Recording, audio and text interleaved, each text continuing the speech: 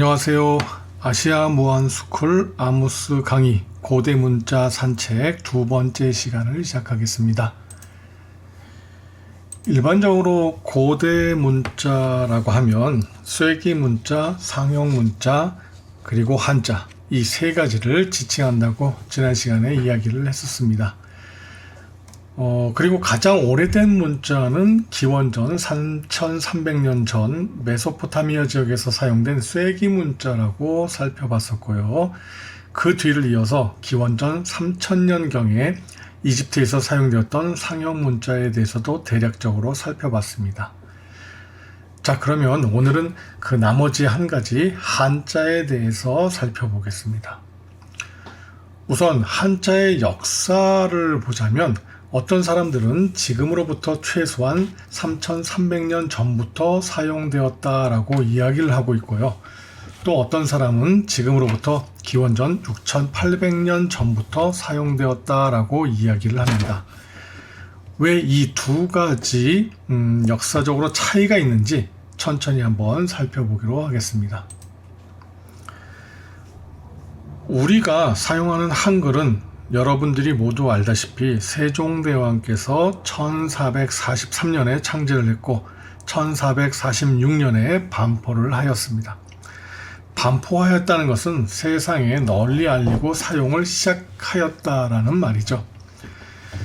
이렇게 한글은 언제 누가 만들었는지 명확하게 알 수가 있습니다. 왜 한글은 언제부터 사용되었는지 알 수가 있는데 한자는 3300년 전부터 혹은 6800년 전부터 있었다라고 서로 다른 의견이 존재할까요? 이것은 우선 한글이 문자 중에서 역사가 가장 짧기 때문입니다. 가장 짧기 때문에 다시 말해서 최근에 만들어진 문자이기 때문에 언제 누가 만들었는지를 기록이 되어 있어서 명확히 알 수가 있는 겁니다. 그렇지만 우리가 살펴보는 이 고대 문자는 아주 오래전부터 있었기 때문에 누가 정확히 언제 만들었는지를 알 수가 없습니다.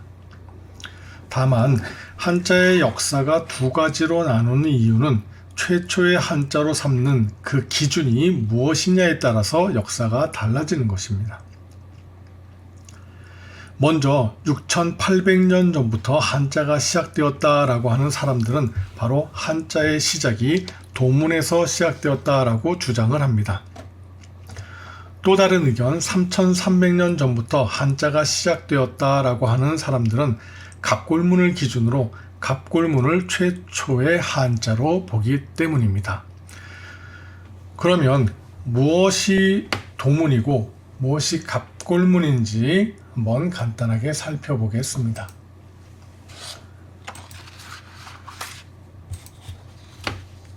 자, 지금 화면에 보이는 것이 대표적인 도문의 모습입니다. 도문이라고 하는 것은 도기에 새겨진 무늬를 말합니다. 도기는 흔히 토기라고도 하는데요. 이 도기는 흙으로 빚어서 불에 구워 만들어낸 그릇을 말합니다. 여러분들은 도기 하면 또 자기라고 하는 것도 연상이 될 텐데요. 흙으로 만든 그릇에 유약을 발라서 강한 불에 구워내는 것이 자기입니다. 유약을 발랐기 때문에 표면이 반들반들하게 보입니다. 우리 주변에서 흔히 볼 수 있는 이 자기로는 항아리를 둘 수가 있습니다. 자, 그리고 많이들 들어본 적이 있는 도자기라고 하는 것은 도기에다가 자기가 결합된 형태, 두 번 구운 그릇을 말합니다. 먼저 흙으로 빚어서 도기를 만들고 그 도기에 문양이나 그림을 그려놓고 그 위에 유약을 발라서 한 번 더 구워낸 것이 도자기입니다. 그래서 도자기는 도기의 과정과 자기의 과정이 결합된 형태를 말하는 겁니다. 자, 그러면 도문이라고 하는 것은 도기에 새겨진 문이라고 했습니다. 지금 화면에 보면 이 질그릇 뭔가 표시가 되어 있습니다. 많은 사람들이 이 표시는 왜 했을까라는 의문을 갖게 되는데 여러분들이 각자 답을 찾아낸다고 한다면 아마 여러 가지 이유를 찾아낼 수가 있을 겁니다. 어떤 사람은 이 그릇을 만든 사람이 표시한 것이다 라고 생각할 수 있는데, 요즘 같으면 어떤 디자이너의 자필 서명 이 정도로 볼 수가 있겠죠. 또는 이 그릇의 용도를 나타내는 것이다. 예를 들어서 물을 담아 놓는 그릇, 곡식을 담아 놓는 그릇, 쓰레기를 담아 놓는, 이러한 다양한 그릇의 용도를 표시한 것이다 라고 생각할 수도 있습니다. 아니면 소유주의 표시일 수도 있습니다. 이런 표시가 있으면 남들이 가져가도 티가 날 테고 금방 알 수가 있겠죠. 이러한 방식으로 여러 가지 이유를 유추해낼 수가 있습니다. 아마 생각해낼 수 있는 모든 것들이 전부 다 정답이 될 수 있을 겁니다. 아무튼 이렇게 표시를 해놓은 그릇, 그리고 오른쪽에 보면 조금 흐릿한데요. 물고기의 그림도 그려 있고, 얼핏 보면 사람의 얼굴 같은 모양도 있습니다. 이 그릇을 조금 확대해서 그 문양들을 따로 추출해내 보면 이런 모양들이 되는데요. 이곳은 중국의 섬서성의 반파 유적지라고 하는 곳입니다. 이 반파 유적지는 바로 선사 유적지라고 볼 수 있는데요. 이곳에서 발견된 도기들의 무늬들을 보면 공교롭게 그릇에 여러 표시, 무늬들이 보입니다. 그림 같은 것도 있고, 이 물고기 그림이 유난히 많이 발견이 되는데, 왜 이 물고기 그림이 있을까? 이 반파 유적지라고 하는 이곳 근처에는 물이 있어서 고기를 잡을 수 있는 어떠한 지형적인 위치에 있습니다. 그렇다면 고기를 쉽게 잡고 고기를 잡는 것을 업으로 삼는 그런 사람들이 많았다는 것인데, 고대 사람들에게는 토템 신앙이라고 해서 특정한 동물이나 식물들을 신으로 모시면서 그 부족의 어떠한 수호신으로 삼는 경향이 있었습니다. 특히 이 물고기 같은 경우는 알을 한 번에 굉장히 많이 낳기 때문에 다산을 기원하는 의미로 고대 사람들이 토템 신앙의 대상으로 많이 삼았다고 합니다. 자녀를 많이 낳는 것은 고대 사회에 있어서 국력과 비례 관계가 있습니다. 인구가 많으면 그만큼 군사력도 강해지고, 인구가 많으면 농업에 종사하는 인구도 많아서 먹을 것도 더 풍족하게 강한 부족 또는 나라를 형성할 수가 있었던 거죠. 그러한 염원을 담아서 물고기 토템 신앙으로 삼았기 때문에 그들이 만들어낸 물건에 물고기 문양이 많았다고 설명하는 것입니다. 실제로 이 반파 유적지에서는 이러한 식의 도문들이 굉장히 많이 발견됩니다. 그리고 당시의 생활상도 확인할 수가 있는데요. 주로 생활하던 공간은 평지보다 조금 낮은 반지하 형태의 장소에서 생활했습니다. 이러한 반지하 형태는 여름에 더 시원하고 겨울에 덜 춥다라고 해서 이런 것이 보편적으로 사용되었던 것입니다. 또한 이렇게 항아리 같은 거 2개를 포개 놓은 모습을 볼 수 있는데, 이건 이제 그 어린아이가 죽으면 지금의 관으로 사용했다라고 알려져 있습니다. 이렇게 반파 유적지라고 하는 곳에서 발견된 많은 도기들의 새겨진 무늬들, 이러한 그 무늬들이 과연 한자의 시작일까? 의문점을 갖게 되는데요. 실제 이 부호 또는 이 표시가 후에 나타나는 갑골문과 많이 유사하게 보입니다.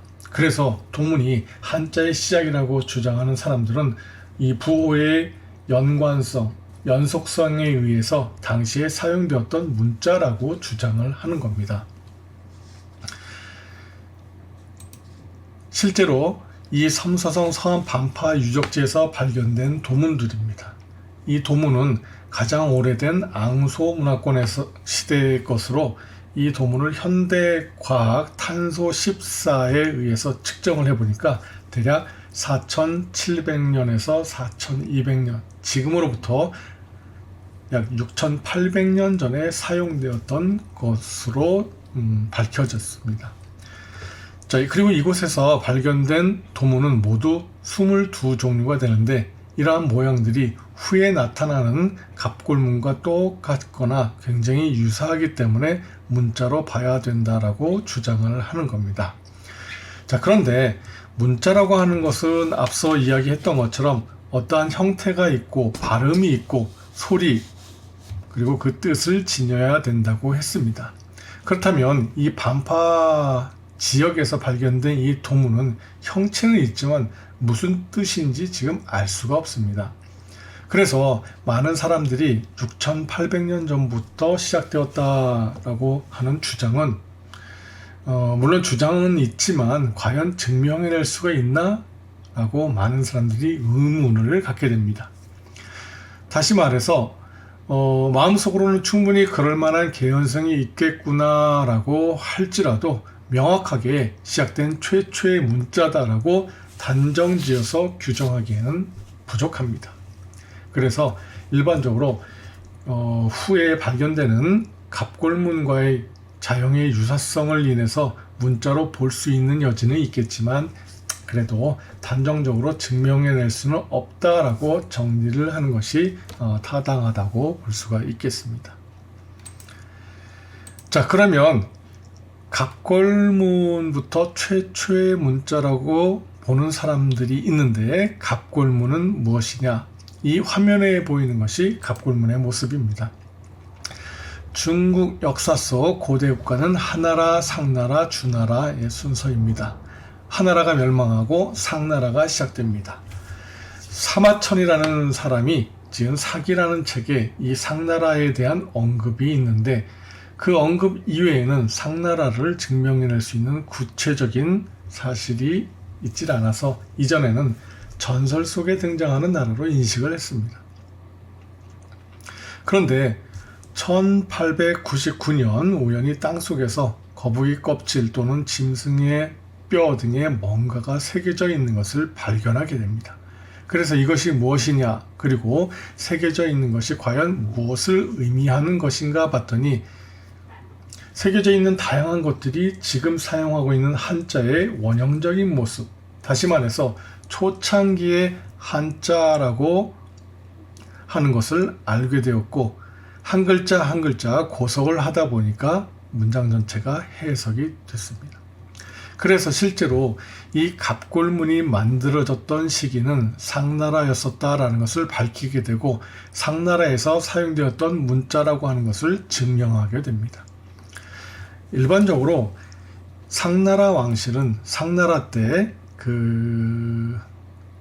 굉장히 미신이 만연했던 시기에 그 왕실의 모습을 볼 수 있습니다. 그래서 기륭을 하늘 그리고 그들이 믿는 신에게 간구하며 점을 치는 것이 일반적이었는데 그 점을 치고 그 점괘가 나온 것을 따로 기록하게 됩니다. 그 기록을 해둔 것이 지금 화면에 보여지는 것들입니다. 주로 거북이 배껍질, 짐승의 어깨뼈, 주로 소의 어깨뼈, 크기 때문에 많은 글자를 새겨 넣을 수가 있었습니다. 이러한 것에 새겨 놓은 것을 말하는데 갑골문은 이 주어와 수어가 갖춰진 완전한 형태의 문장으로 해석이 되는 완벽한 문자라고 볼 수가 있습니다. 그렇다면 이 갑골문이라고 하는 것에 대해서는 조금 더 자세히 다음 시간에 살펴보도록 하겠습니다. 그럼 오늘 강의는 여기까지 하겠습니다. 수고하셨습니다.